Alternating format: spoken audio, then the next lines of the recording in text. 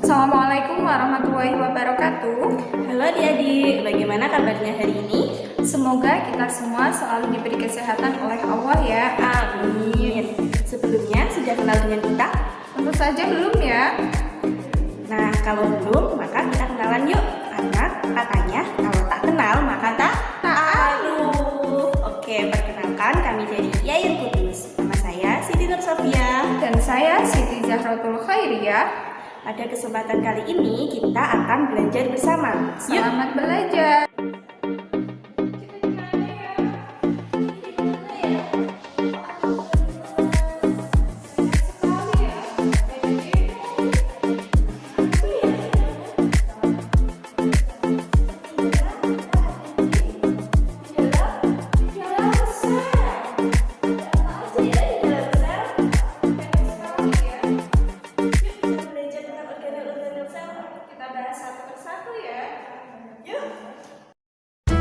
Nah, yang pertama ada dinding sel.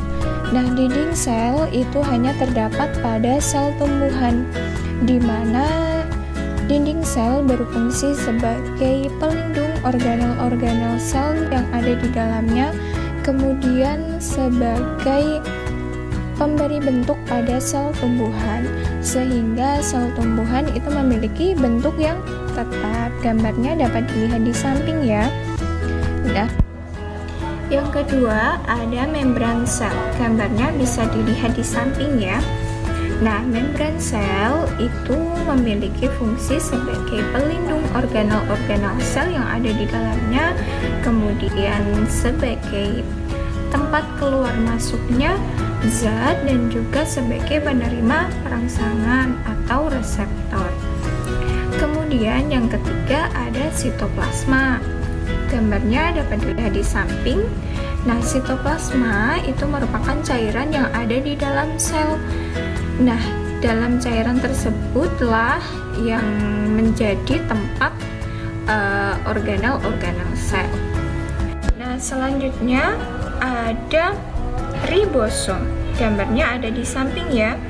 Ribosom itu ada yang menempel di retikulum endoplasma dan juga ada yang menyebar di dalam sel.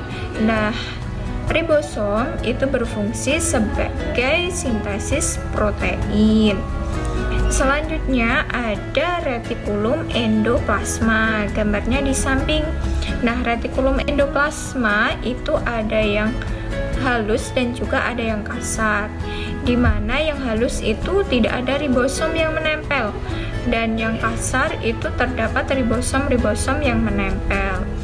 Nah, retikulum endoplasma yang halus itu berfungsi sebagai sintesis lemak, sedangkan yang kasar itu sebagai transportasi protein. Kemudian ada sitoskeleton. Gambarnya ada di samping ya.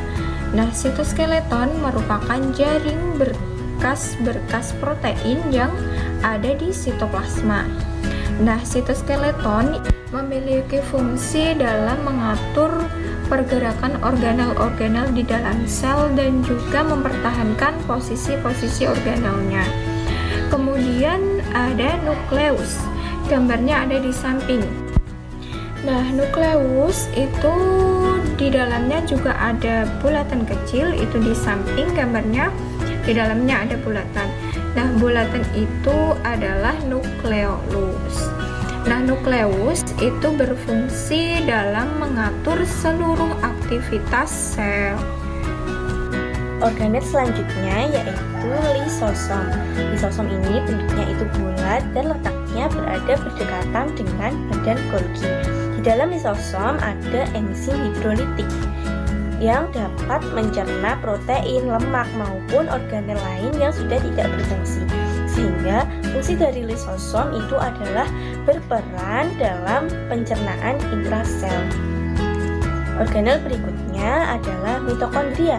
Mitokondria ini memiliki fungsi sebagai dapur sel karena di dalam mitokondria ini dapat menghasilkan energi karena mitokondria itu merupakan tempat berlangsungnya respirasi sel. Nah, ini adalah gambaran mitokondria. Di dalam mitokondria itu ada dua membran, yaitu membran dalam dan membran luar. Nah, membran dalam yang melekuk ke dalam itu bisa dilihat ya. Membran dalam yang melekuk ke dalam itu disebut juga dengan krista. Sedangkan membran dalam yang berisi cairan, berisi ribosom, DNA maupun cairan itu disebut juga dengan matriks. Selanjutnya adalah plastida. Ada 3 jenis plastida, yaitu kromoplas, kloroplas, dan leukoplas. Kromoplas itu mengandung pigmen merah, jingga, dan kuning. Ini biasanya memberikan pigmen pada bunga. Sedangkan kloroplas itu memiliki pigmen warna hijau atau klorofil, sehingga kloroplas ini berfungsi sebagai tempat berlangsungnya fotosintesis. Sedangkan leukoplas dia tidak memiliki pigmen. Nah, ini gambaran dari kloroplas. Selanjutnya yaitu badan Golgi. Badan Golgi ini memiliki beberapa fungsi. Yang pertama, pada sel hewan, badan Golgi itu dapat membentuk lisosom. Selanjutnya, pada sel tumbuhan, badan Golgi itu juga dapat memproduksi selulosa. Dan selain itu, badan Golgi juga berfungsi dapat memodifikasi produk dari RE, yaitu berupa protein. Selanjutnya yaitu badan mikro. Badan mikro ini ada dua, yaitu glioksisom dan peroksisom. Glioksisom hanya terdapat pada sel tumbuhan, dan sedangkan peroksisom ada di sel tumbuhan dan sel hewan. Glioksisom mempunyai fungsi untuk metabolisme lemak dan mengubahnya menjadi karbohidrat. Sedangkan peroksisom itu berfungsi untuk menetralkan racun dan menghasilkan enzim katalase.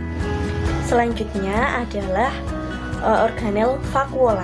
Vakuola ini dia itu bentuknya sangat besar, bahkan lebih besar daripada nukleus, dan fungsi vakuola ini adalah sebagai tempat penyimpanan air dan senyawa kimia maupun makanan cadangan. Nah, vakuola ini dibungkus oleh tonoplas.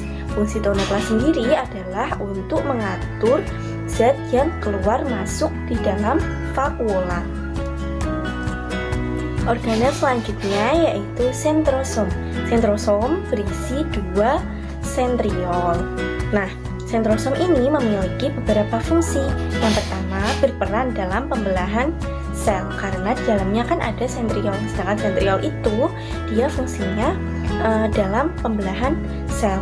Lalu yang kedua, untuk mengatur benang-benang spindel yang dihasilkan oleh sentriol. Nah, ini juga perannya ada pada proses pembelahan sel. Untuk mengingat pembelajaran pada kali ini, kakak punya lagu nih yang berjudul Celengan Sel. Yuk kita dengarkan dan nyanyi bersama ya. Yes.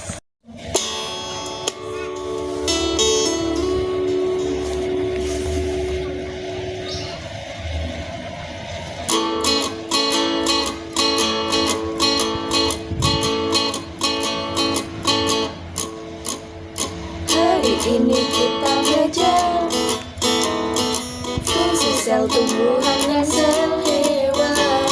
Sel tumbuhan mempunyai induk sel sebagai pelindung.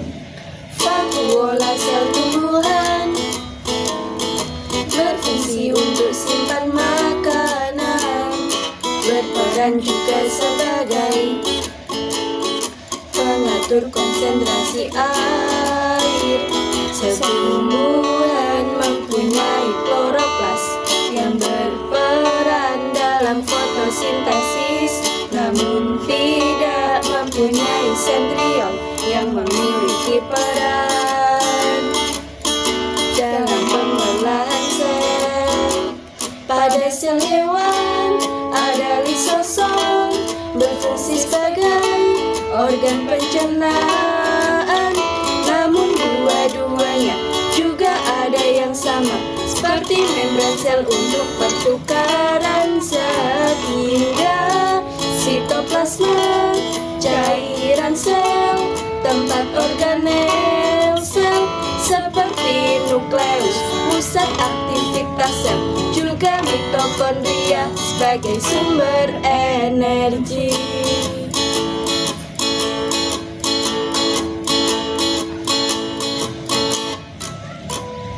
Selain semua itu, masih ada lagi yang lain. Retikulum endoplasma, ada yang halus, ada yang kasar. Yang kasar itu ada ribosomnya, berfungsi untuk sintesis protein. Badan Golgi untuk tempat ekskresi. Yuk kita ingat lagi, yuk kita ingat lagi. Pada sel hewan ada lisosom, berfungsi sebagai organ pencernaan. Namun dua-duanya juga ada yang sama, seperti membran sel untuk pertukaran zat. Hingga sitoplasma, cairan sel, tempat organel sel, seperti nukleus, pusat aktivitas sel, juga mitokondria sebagai sumber energi. Pembelajaran kali ini semoga bisa memberikan manfaat bagi kita semua ya. Sampai jumpa minggu depan. Wassalamualaikum warahmatullahi wabarakatuh.